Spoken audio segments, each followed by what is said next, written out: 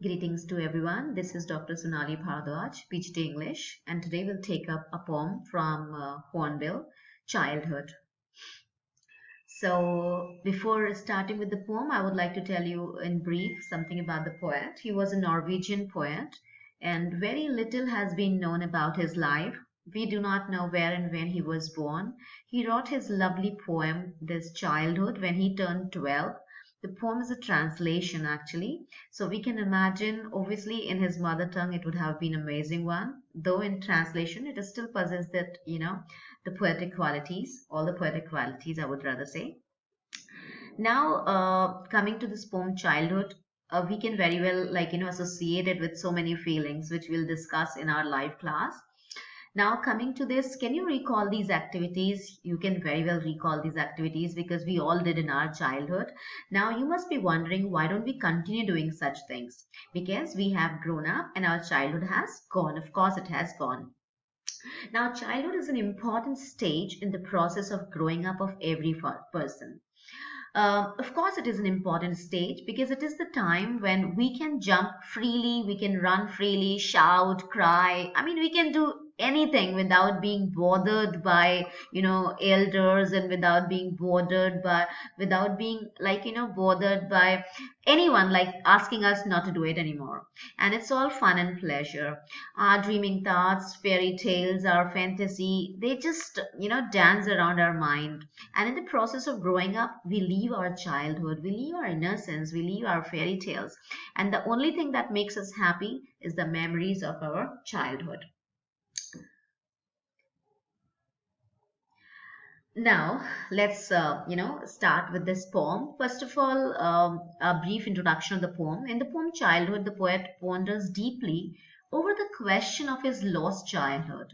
He recalls a number of stages when his thoughts and perceptions about the world and people changed. He tries to identify that one particular stage or time when he lost his childhood and stepped into adulthood. He feels a sense of nostalgia for the lost childhood and finally settles down with an idea that his childhood has gone to some forgotten place and that place could only be found in an infant's innocence phase. Now let me read with the first stanza. When did my childhood go? Was it the day I ceased to be 11? Was it the time I realized that hell and heaven could not be found in geography and therefore could not be was that the day? Now, in this stanza, the poet is in a dilemma. Was it at 11 when he became aware that heaven and hell cannot be found in geography and so concluded they do not exist? Now, the poet is curious to know when he lost his childhood. He tries to find out the answer of his own question. He feels it was perhaps that day when he discovered the theories of heaven and hell and that geography did not provide him an information about the existence of such place. And education has made the poet look at the world different with more of reason and logic. The poet feels that he had probably lost his childhood when he had acquired a rational thinking towards his surroundings. Now, the second stanza. When did my childhood go? Was it the time I realized that adults were not all they seemed to be? They talked of love and preached of love but didn't act so lovingly. Was that the day? So, he's understanding one thing that adults were hypocrites. They advised others to be loving, but themselves were hardly affectionate. Now, the meaning of hypocrite is tells people who tell one thing and does another thing. That is hypocrite. So, in this stanza, the poet figures out that the adults around him did not practice what they usually preached. They taught others to be loving and caring when they themselves were violent and mean. This is when the child he lost his trust and faith in the adults. The poet realizes that probably the loss of faith and trust might have been the major steps towards losing his childhood. Now, next stanza. When did my childhood go? Was it when I found my mind was really mine to use whichever way I choose, producing thoughts that were not those of other people, but my own and my alone? Was that the day? Now, when did the poet lose his childhood? Was it when he realized that he was the master of his mind, took his own decisions, sense of individuality dawned on him? Then, as he grew up, the poet realized that his mind was unique. It could form its own opinions and could take his own decisions. He gained a sense of individuality, which set him free from the prejudiced opinion of others around him. His own experiences shaped his thoughts. Now, when he realized that this might have been the time he lost his childhood innocence completely. Now, where did my childhood go? It went to some forgotten place that's hidden in an infant's face. That's all I know. So, where did the poet's childhood disappear? To some forgotten place? To some forgotten place hidden in infant's eyes. So, he's making some kind of speculation. He's concluding with these two statements that it has gone to some forgotten place, or either it is hiding in an infant's face.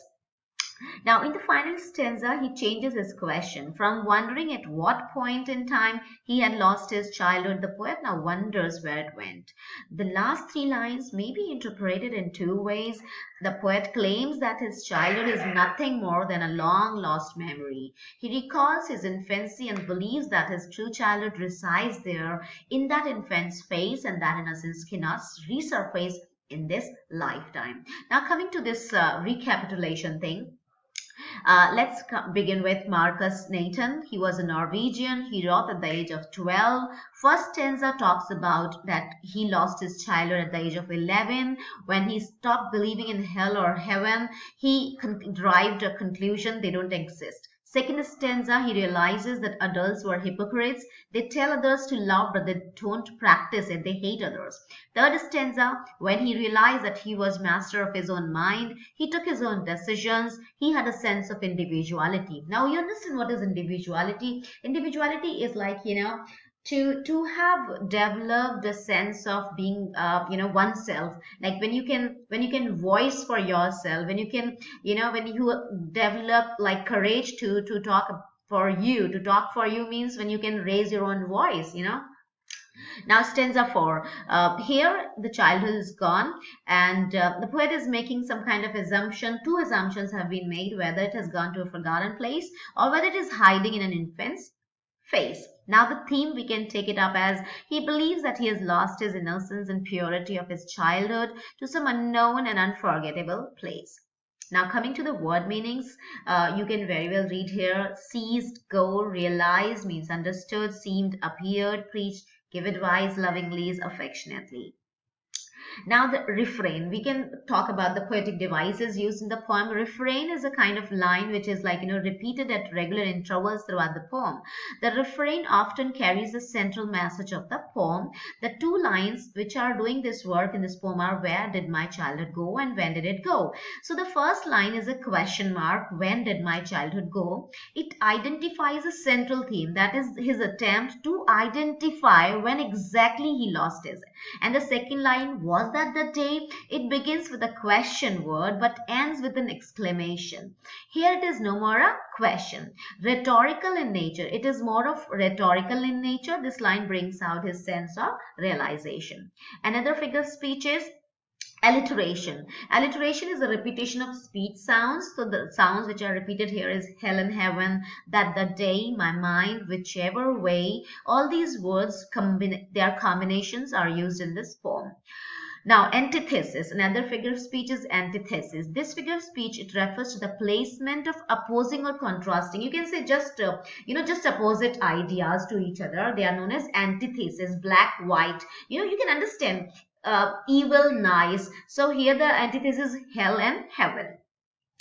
Now, there is a comparison which has been evoked in this poem between childhood and adulthood. Childhood symbolizes innocence. It can be seen on an infant's face. Childhood symbolizes loving nature, dependent on adults, and adulthood is hypocrisy, individuality, rationalism, and being independent. So with this, this video ends up. And for any more information, for any more query, we can talk in our live class. Thank you, everyone.